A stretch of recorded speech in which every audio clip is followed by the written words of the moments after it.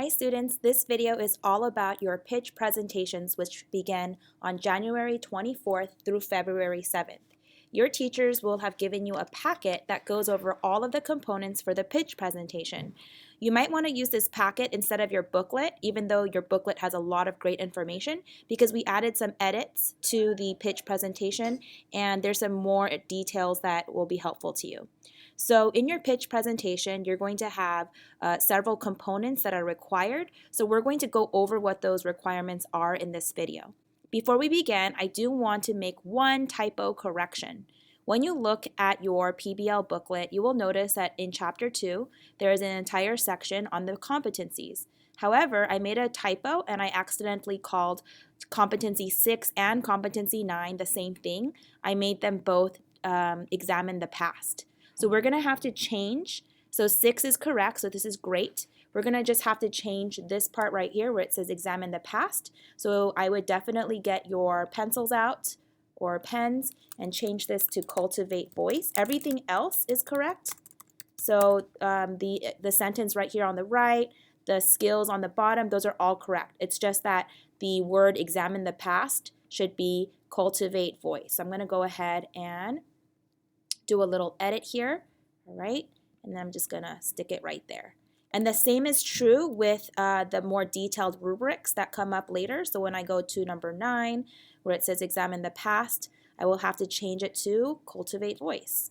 So I'm gonna go ahead and do that as well, okay? So here we have cultivate voice. So once again, if you can just change number 9 to cultivate voice, that would be wonderful. So number 6 is examine the past and number 9 is cultivate voice. Everything else is correct. All of this information here is correct. So when you go on Canvas or you go to the bit.ly PBL pitch, so bit.ly/PBL pitch, you will find that it says copy document. It says, would you like to make a copy of pitch template? So you're going to click yes, make a copy. Now you would only need to do this one time because you would need just one copy of this presentation per group. So let's go ahead and look at the pitch presentation packet. So here we have, you will have 7 components. You will need to have the driving question, you will need to have a completed literature review, a completed rough outline of your scholarly proposal, which is actually really simple. I'll explain to you why. And then you need to explain your community impact or community connection. Then you would need your student-led research plan and what you're going to be learning and your creative component idea. So you will need to include all 7 aspects into your pitch presentation. So the pitch is going to be a 7-slide Google slideshow that your group is going to deliver in 10 minutes or less. We're going to be inviting community partners, teachers, district leaders, so it could be really important people at the district level, as well as just other adults who are part of our community partners. So it is not going to include your mentor teacher. If you guys remember the Shark Tank presentations from Ms. O's class earlier last semester, it is going to be very similar to that. So if your mentor is Mr. Garcia, then he's not allowed to be an evaluator. So you will be evaluated by adults who are not your personal mentor. These people will be providing a lot of feedback, asking a lot of questions, and making you realize what you need to be working on and what your next step should be for your project. So during this presentation, we're going to be really focusing on competency 7, communicate effectively. So you have to know your audience and you have to know your message. Your message is your project. You want to communicate what you're going to be doing for your P2BL project. And by the way, we're calling it P2BL because it's place and project-based learning. So it's place, project-based learning, which is P2BL. So that's what we're calling it from now on, in case you were wondering. Next is develop and organize and frame the message. So you want to make sure you're very clear and effective. We do not want people to read off paragraphs and paragraphs off their slideshow. We want them to be able to speak from their mind. So that means that you have to memorize what you're going to say. You may use note cards, but they need to be in your hand or maybe in your pocket just in case. We do not want you to just read off your note cards, okay? You're going to be looking straight into the wonderful faces of our evaluators and talking about what you know from your heart and your mind because you studied it and you know it and you memorized it. Please make sure your topics and the information on your slideshow are very concise in bullet point format so there's less words on the slides. The words should just guide what you're going to say. Customize my performance and product. Everyone is doing a slideshow, and everyone's slideshow is going to be 7 to 8 slides, and I'll explain in a minute because you've made that copy of the sample template. Next is to craft your voice. Remember, we don't use slang or informal language in front of academic audience members because all of your evaluators are college educated community partners or people in academia or people who work at the district office, people who love academic research and education. So we can always change how we speak and what words we use depending on our audience, right? So when you're talking to your friends or when you're at home talking to your grandmother or when you're talking at school in a classroom, those are all going to be different modes of communication. So you're going to be able to transition between this and that. And so for our presentation in front of our community partners and evaluators, we want to make sure we use our formal, professional, respectful language, and so that we really need to practice that presentation. 7.5, deliver for impact. The impact is that you want your evaluators to believe in your project. And so you're going to try to tweak your project presentation to practice it and to edit it so that it has the best delivery as possible. So that people who listen to your presentation will want to support it and will believe in it, and they want you to be successful in it. Next is the whole point of this pitch is to respond and reflect. No one is going to have a perfect presentation.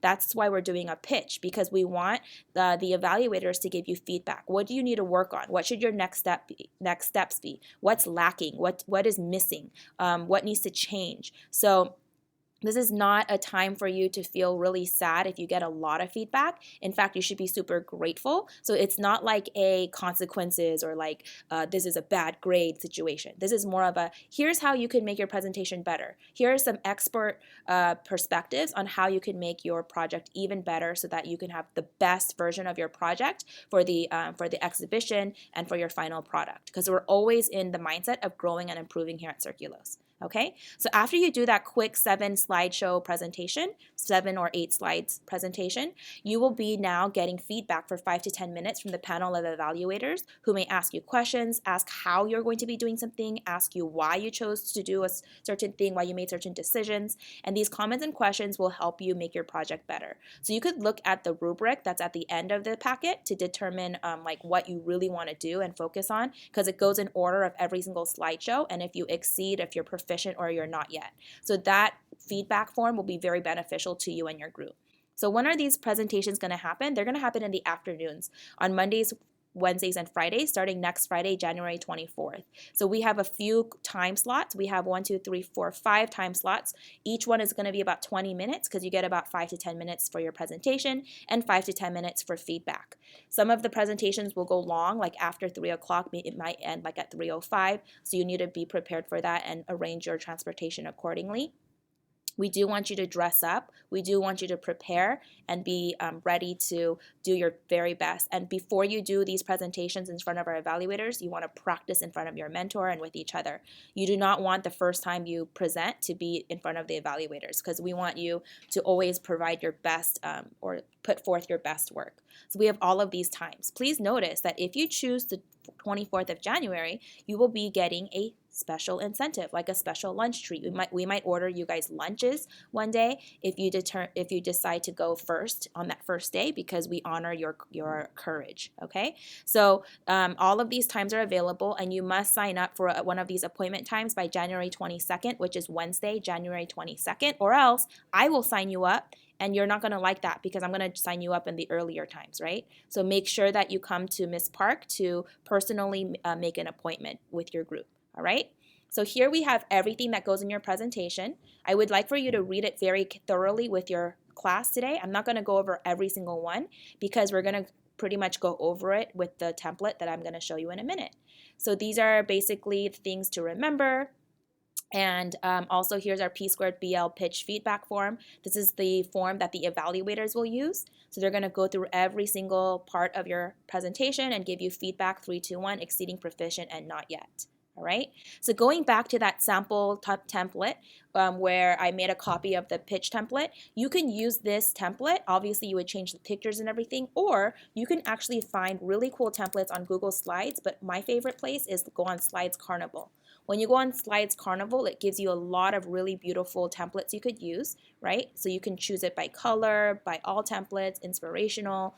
And then when you click on something that you like, you can actually click go to preview and download and click on use as Google Slides theme, and it'll actually open up into Google Slides for you. And then you can use that as your template, as your slideshow, okay? Remember though, we want you to choose the correct type of theme. For example, if your presentation is on homelessness in Santa Ana, it doesn't make sense to pick something that's like lollipops and like candy canes and like pink and bright and bubbly. That doesn't make any sense with your theme, right? Let's say that this theme right here has a picture of the globe. That's pretty cool. So maybe you have something about like the environmental impact or something or something that has like a global significance, then you would probably pick this theme. Okay, so you can click on Slides Carnival, once again, slidescarnival.com, to pick your favorite template, or you can just pick the one I used. Okay, but really we would love for you to pick your own so that yours is different from everybody else's. You can also change the colors, but be mindful. It's not a good idea to pick like yellow because it's really hard to see yellow, right? We also want the slides to be very simple. So here's the template, a very simple template, and it's 13 slides right now because I'm going to change it. I have to delete things that are not relevant to me. So in the second half of this presentation, I will be going over a model slideshow, a model pitch presentation, where I'll do mine on the fast fashion topic that I used for the driving question lesson that I did with everyone, all right? So I would have to be changing this to my driving question. I would write my name here. Here I would write my literature review. So you're gonna write your main idea in one sentence from each source that you got, whether it's an article, whether it's a podcast or a video or documentary or scholarly journal article.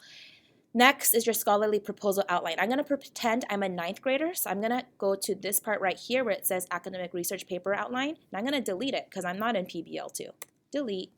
Okay, so now my slideshows became shorter, right?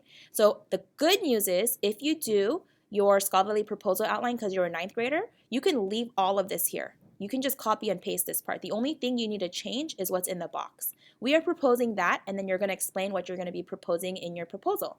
So that's why it says right here in the notes, the only thing you need to change here, PBL students, is what is inside the box. So you can leave all of this here. So I basically did half the slide for you. So the only thing you have to change on this slide is what's in this box here. Okay? And the same is true. I deleted it, so let me undo that delete. If you're a 10th or 11th grader, you can leave all of this here because this is going to be the research paper outline for you anyway, but the only thing you need to change is what's in here. So you do need to have your thesis statement written out in this box, all right? But since I'm a 9th grader, I'm going to pretend I'm a 9th grader. I'm going to delete the academic research one because I'm doing a scholarly proposal.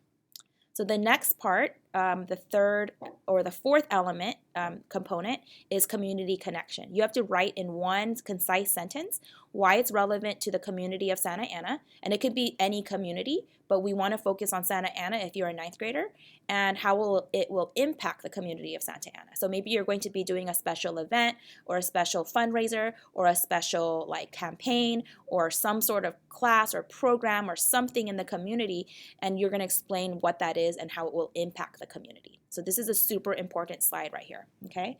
So now we're on the fifth component, which is the student-led research. Notice that for student-led research, there's 1, 2, 3, 4 slides.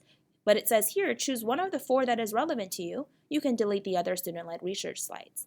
So let's pretend you want to do a survey. You're not going to do an interview, you're not going to do an observation, and you're not going to do an experiment. Then you can delete all the other ones, okay? Because you're only going to pick the one that you're doing.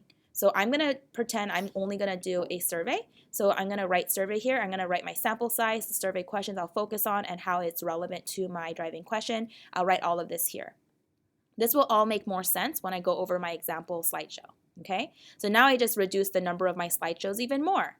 So next is my what will I learn, my 6th component here for my presentation, my pitch presentation, where I'm going to pick 2 competencies and 3 academic standards, all right? And once again, in the sample video, I will go over that as well. And last but not least, the 7th component is your creative component idea. What you're going to do, how you're going to do it, and why you chose that component, why you chose that creative piece. So you're going to be able to talk about all of this. And then finally, you have your thanks, please give us feedback, okay? All right, so This is where you would write like your Weebly blog slide of a group member here, okay, so that they can follow your journey, especially because you're going to be doing reflections and things like that. So basically, this slideshow is 9 slides. I know I said it has to be 7, but it's because some of your literature reviews will be more than 1 page because it's too cluttery if you put too many on 1 page. We also have like a title and an ending. So it's about 7 to 9 slides. So that's it. You may not have more than 9 slides because we want this to be simple and short and concise, and we want the information to be very, very, very bullet point format, simple sentences on your presentation. We do not want long, big paragraphs, okay? Everything you're going to say is going to be coming from your mind and your heart, not from the slideshow. You're not going to read off the slideshow. You must not do that. You may not even look at your slideshow. You have to look at the people's faces. So the whole presentation is going to really evaluate your ability to communicate effectively in a presentation format. You can also access this presentation by going on Canvas, and you can make sure that you share this presentation with your mentor as well, and remember to sign up for an appointment. Now for the next video, you will see me doing a presentation on my topic of fast fashion. Thank you.